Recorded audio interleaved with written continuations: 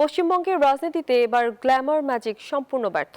বিধানসভা নির্বাচনে তৃণমূল কংগ্রেসের হয়ে লড়াই করা একঝাঁক হেভিওয়েট তারকা হয়েছে ভরাডুবি। রূপালী পর্দা কিংবা মঞ্চের দাপুটে শিল্পীরা ভোটের কঠিন ময়দানে মানুষের মন জয় পুরোপুরি ব্যর্থ হয়েছেন।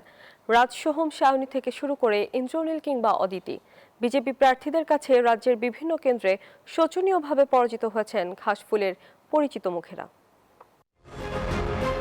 জনপ্রিয়তার ম্যাজিকে এবার আর চিরে ভিজল না। ব্যারেকপুরে তৃণমূলের তারকা প্রার্থী ও পরিচালক রাজ চক্রবর্তীকে 15,000-এরও বেশি ভোটে হারিয়েছেন বিজেপির কৌস্তভ বাগচি।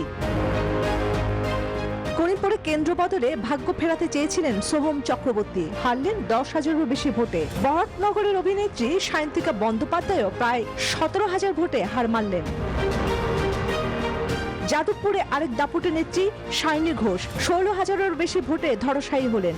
সব মশার বিরুদ্ধে সুরক্ষা দিতে এলো বসুন্ধরা এক্সট্রিম অ্যারোসল, মশার বিরুদ্ধে এক্সট্রিম সুরক্ষা। সোনারপুর দক্ষিণে লাভলি মিত্রকে 25,000 ভোটে হারালেন বর্ষিয়ান অভিনেত্রী রূপা গঙ্গোপাধ্যায়।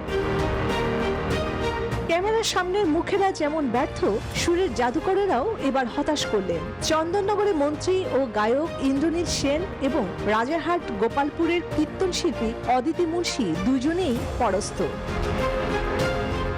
দক্ষিণ দিনাজপুরের বালুরঘাটে নাট্য ব্যক্তিত্ব অর্পিতা ঘোষও প্রায় 48,000 ভোটে হেরেছেন। সব মিলিয়ে 26-এর কঠিন লড়াইয়ে শাসক দলের তারকা নির্ভর রণকৌশল কার্যত মুখ থুবড়ে পড়ল। চন্দ্রানী চন্দ্রা, নিউজ 24।